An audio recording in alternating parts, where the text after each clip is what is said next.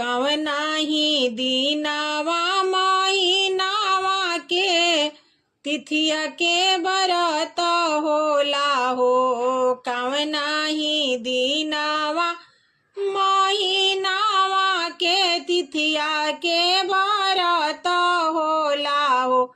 ए सासु कवना दीने गंगाया स्नान होला, जिउतिया के बरत होला हो।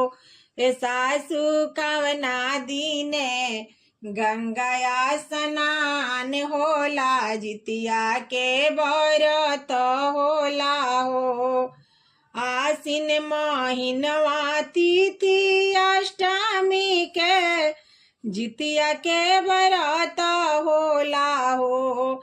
आसिन महीनावा तिथि अष्टमी के